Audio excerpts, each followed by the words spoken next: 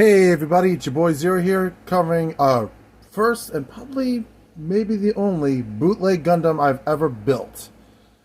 The Hunt and Kill. Just so, the reason why I wasn't on and made a couple episodes recently is because my depression has gotten really bad, and today I finally had the strength to get up and do this episode. I meant to do this last week, but for all my fans and subscribers that have depression, y'all know what it's like. Sometimes you just don't have anything in you. I was able to put this together and just leave it on my desk. And I apologize for that. I'm going to try to get another episode out this week, but I can't promise anything. But thanks for sticking around and continuing to support the channel. But enough of the sad, cruel facts of reality. Let's get into the review about possibly the coolest bootleg ever, and literally one of my favorite Gundams. I just recently built another Master Grade, and I would literally build two of these before I build another one of those. So let's get into the review of the Hunt and Kill, the ultimate bootleg Gundam. See you in a bit. So here's the Hunt and Kill with everything in it. We have the mobile suit itself, which is awesome as sin to look at. The bow staff, which you can connect with any one of the laser cannons on the back. Hold on, let me show you all four. Awesome, right? That's what I thought. You can combine them. They're not only the back parts of the backpack, but they also can be used as funnels, which is awesome. Or you can combine two of them to make part of the bow staff, which is great. You got those two hands, plus both either shooting fingers. You got a shooting hand, actually two shooting hands. Nope, that's another holding hand. Here's another shooting hand. Actually, no, this is a holding hand. I don't know why we have... Oh, there's the other shooting finger. Found it. Got another shooting finger. One regular holding hand. A staff holding hand to give it more of an angle. And a pair of fully displayed hands for more dramatic poses.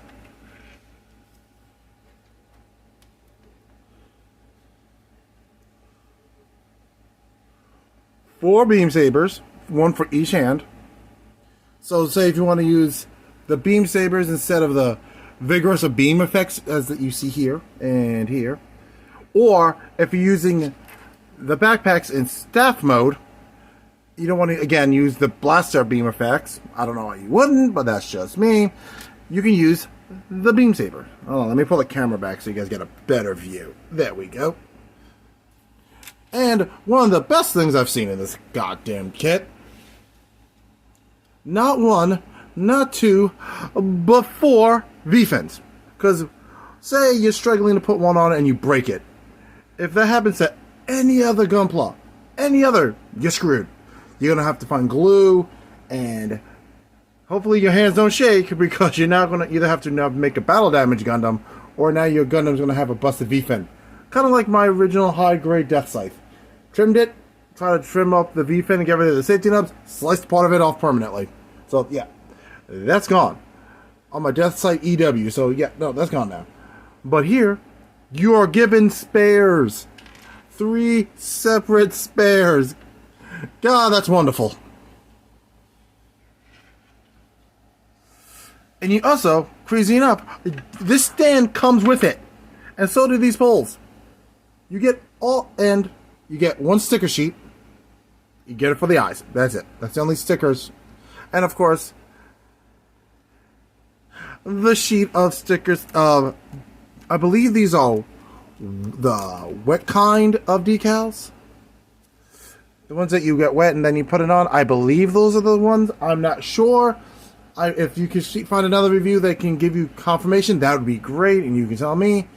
I remember watching a review about this, and that's the reason why I got this. And let's talk about the main event. The big man himself. The Hunt and Kill.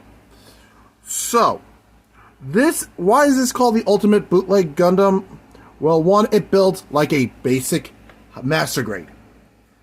The same issues you would have in a Master Grade you would have here. Because I've seen so many videos and stuff about Master Grade bootlegs that are nightmare inducing. Like, you need a screwdriver in some of them to literally make the holes to actually put pieces together. Some of them are so messed up that you can literally have to glue them together, and they're now just a display piece.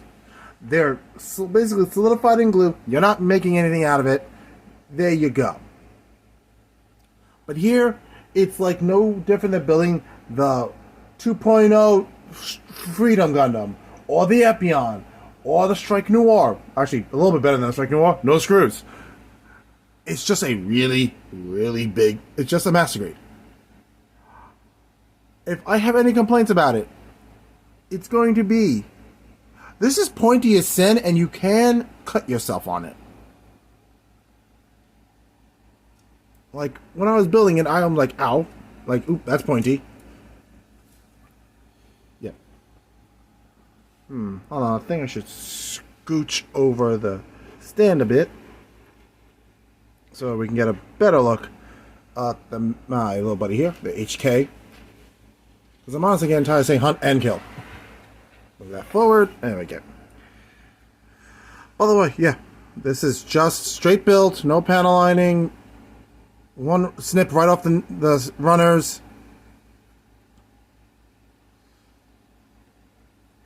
Look at this thing. The detailing on this is great. The ports here is for when you want to disconnect these and put it on here as the backpacks. Personally, I find it that it's a little back heavy and it can't really stand on its own. So, with the backpack fully assembled, so I usually leave it off. But, yeah, like I said, as far as I'm concerned, the only annoying part about it, this is very sharp and pointy. So, be careful building it. You can cut yourself on it. So, be cautious. But now let's get into the importance of articulation, which this has a lot of. We have, as you saw when I was fixing it, these things move. They go up and down. As you can see here, up, down.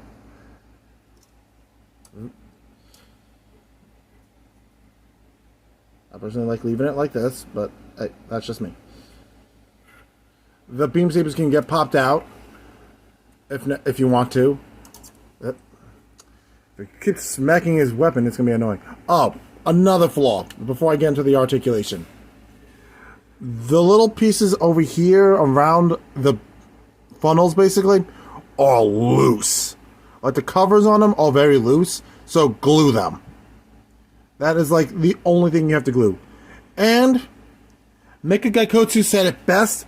I've never felt more tedious than building the yellow pieces 12 times. It gave me a headache. It was like so monotonous. It's every tiny piece. It was like, oi. It's like, I just want to get this over with. I built the body hours ago. I just want this done. And it's just... If you have the time to do the 12 pieces over and over again, I thought building the Epion's heat rod was tedious with doing it 10 times. Apparently 2 more is just that limit. Now, let's get into the articulation. Heads up, much like a lot of good Master Grades, the joints are pretty tight. So, heads up on that. Okay. We have a slightly moving back skirt, so that's a good thing. And don't want to overpull this to have it break like a Master Grade. That's the leg all the way back, which is great. We have movable front skirt, so we can move that out of the way.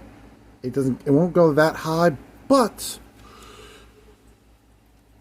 I mean, you could try to force it, but I wouldn't recommend it because that's as high as the leg goes. You don't really get any real articulation in the ankles, unfortunately.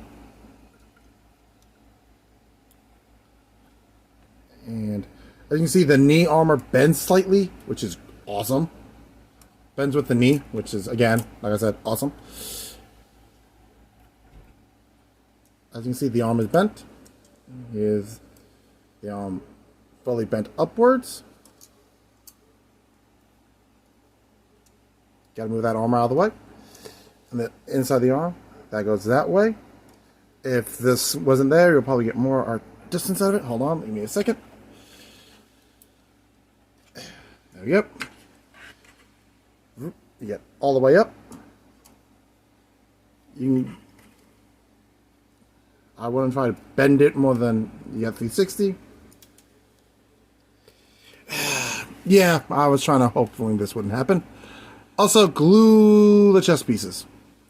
I cannot tell you how many times these 6 pieces flew off on me.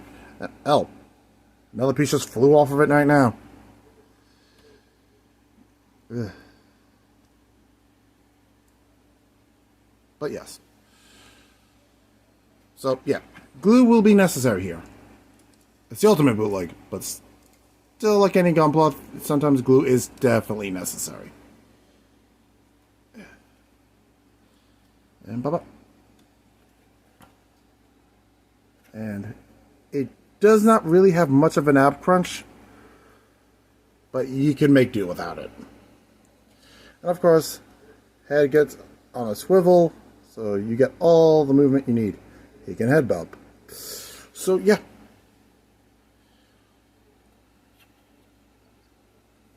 But heads, like I said, he stands better on his own or on the stand, which you just slide into right here in the back, right underneath the backpack here. There's a little slot right about here that you can slide him onto, and he stands on the stand, which is great. So let's summarize this bad boy and call it an episode. So, all in all, the Hunt and Kill is by far the best bootleg Gundam on the planet. Yes, technically it's not a Gundam because, you know, the incredibly detailed line of what's a Gundam and what's not a Gundam is so obscure it's getting ridiculous. But, in my opinion, this is a Gundam. This is the best bootleg you can ever get. I say get it. Though, a little heads up, this is a very unique type of plastic, so acrylic paint could crack it. So be careful with it. So be careful what paint you use on it if you want to paint it up. I'm not sure. I remember reading about it, what type of plastic this is, but I cannot remember off the top of my head. I apologize. So anyone remembers what type of plastic this is, and what would go great with the kind that cracks when you use acrylic paint on it, that would be greatly appreciated. But all in all, if you can find this, get it. This is one of the few ones I will 100% say get it.